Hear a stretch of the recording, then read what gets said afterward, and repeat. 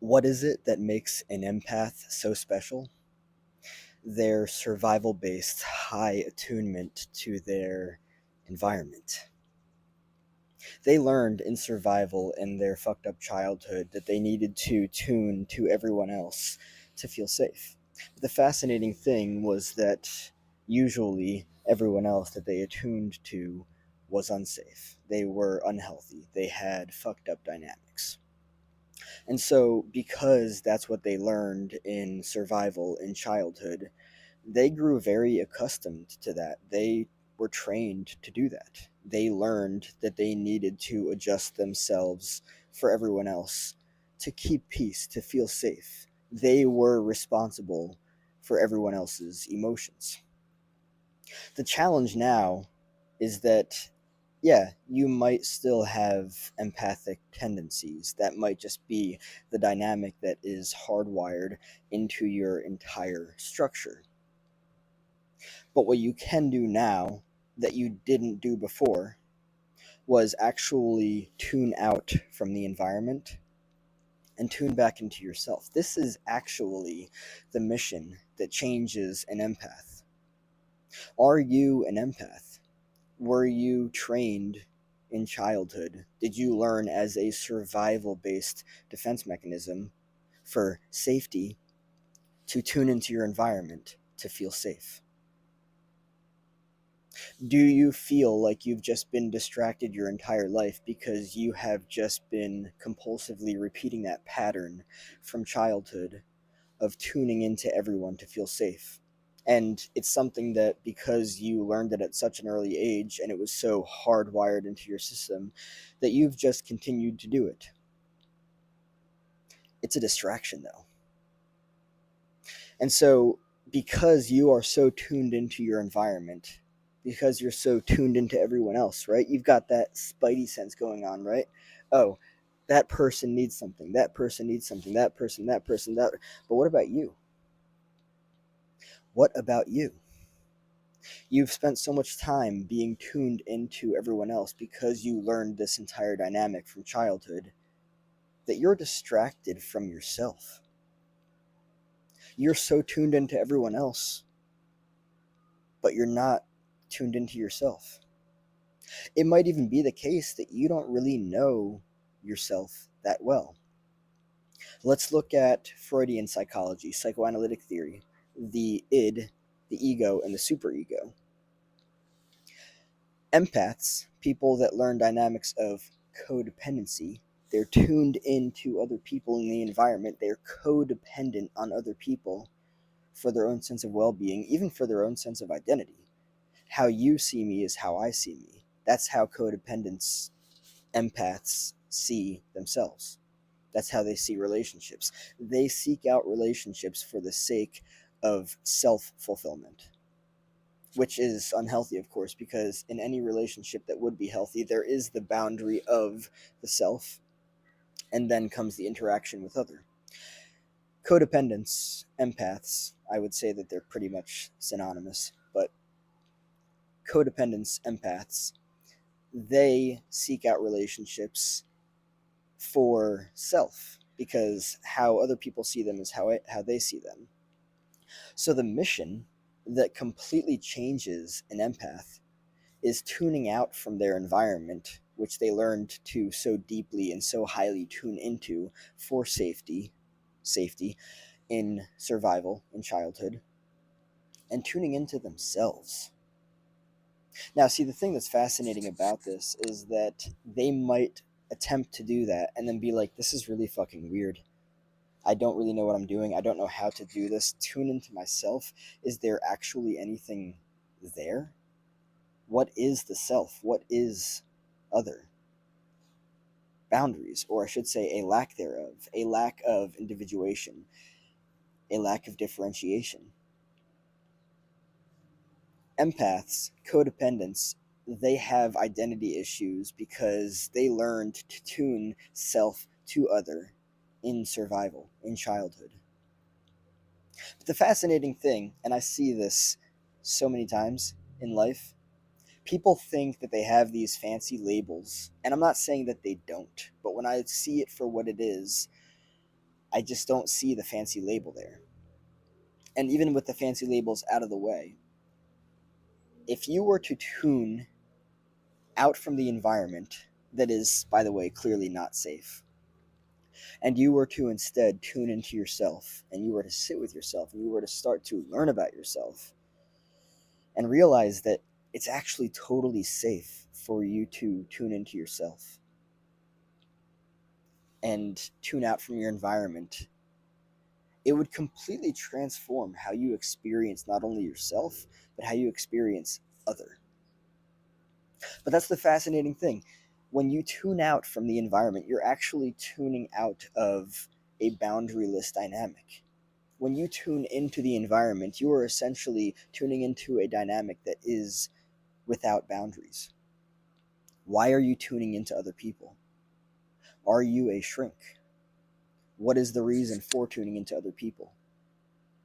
Now, don't get me wrong, it's important if you're in a relationship to be understanding of somebody's emotional state, because if you lack empathy and that cripples your capacity to hold healthy relationships, that's an entirely different story.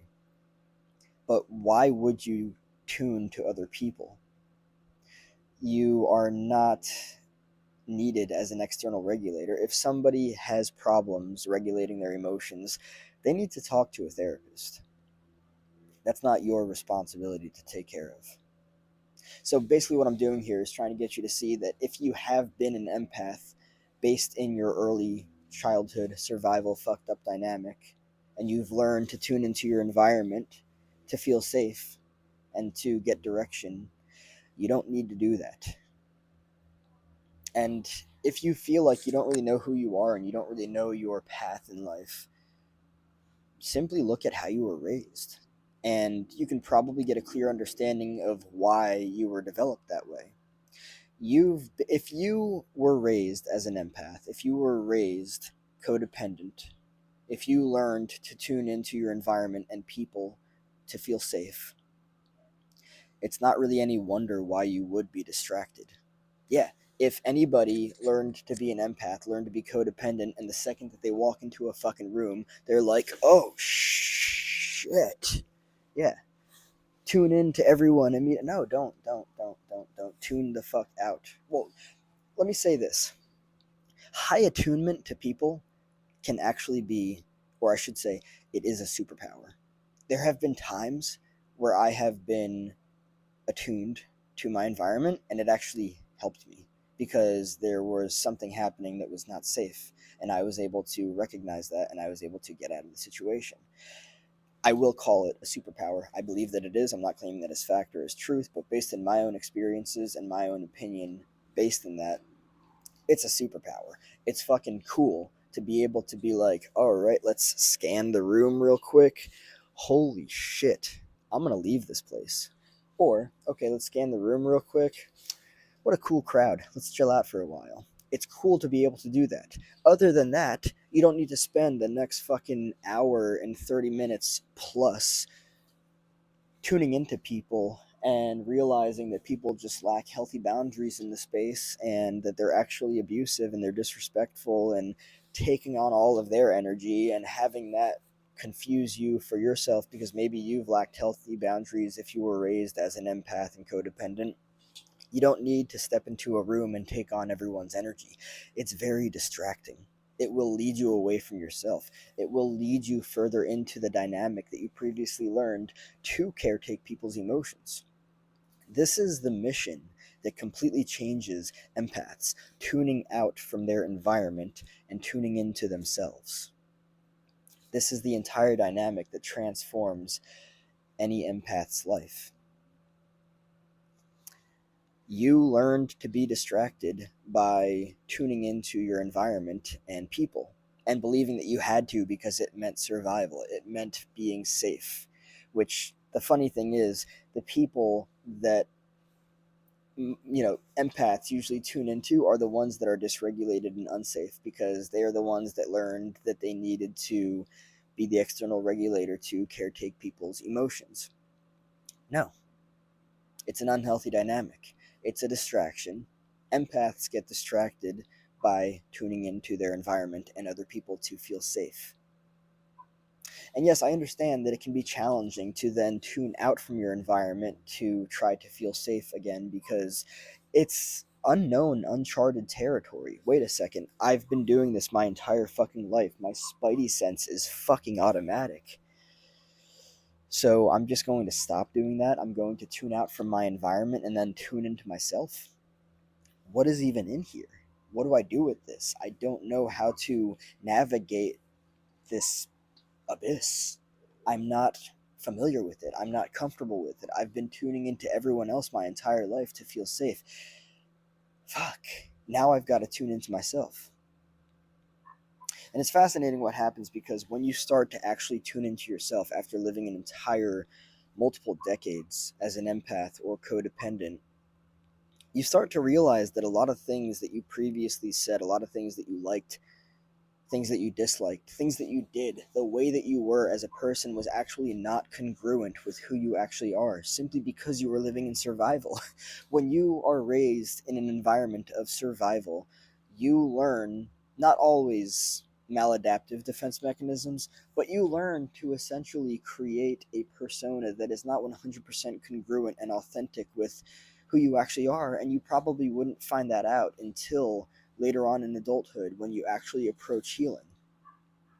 You may have said yes to things that you meant to say no to or that you wanted to say no to. You may have said no to things that you would have wished you said yes to.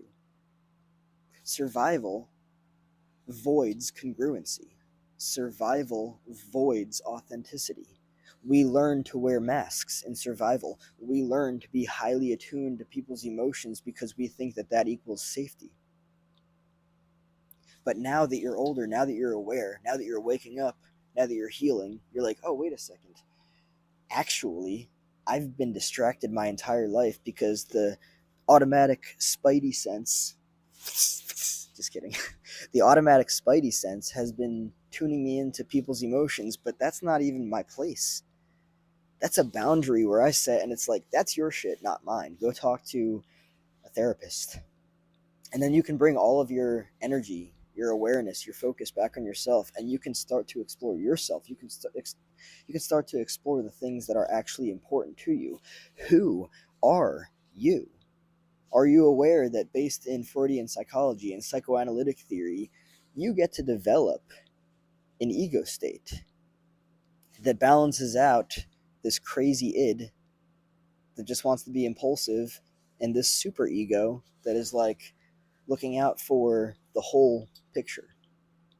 There's an entire ego state with boundaries that you get to develop as you move beyond don't, you're going to continue with attunement, and that's the beautiful part of it, because like as you heal as an empath, you go from being attuned to people's emotions to caretake to then being attuned to environments to recognize fucked up dynamics and dysfunction for you to actually be able to say for yourself, wait a second, I don't want to associate with that person because they're not healthy, they're dysregulated, and they're likely going to be abusive, so I don't want to have any sort of relationship with them. I will pass on that. That's really the beautiful thing. Let me make sure I highlight that before I end this video off. You were raised as an empath, or whoever you send this video to, if it does not apply to you. And with that, previously, you learned to be attuned to people's emotions for the sake of externally regulating and caretaking people's emotions. As you heal, the attunement is still there, and it's a superpower. It's awesome. But as you learn to wield that tool, you then recognize, oh, wait a second, I can now use this to tune into environments just briefly to be like, holy fucking shit, this place is not safe. Peace out. Or, holy fucking shit, this place is so fucking cool. Let's chill out here for a bit. And that's the difference. But this is the mission that completely changes and transforms an empath. They go from being tuned into the environment for their own safety to tuned into themselves to then also scan the environment with their high attunement and be like, safe or not safe, I'll be the judge of that. And I will also determine whether or not I invest in that. That's the difference. And it is an absolutely wild transformation.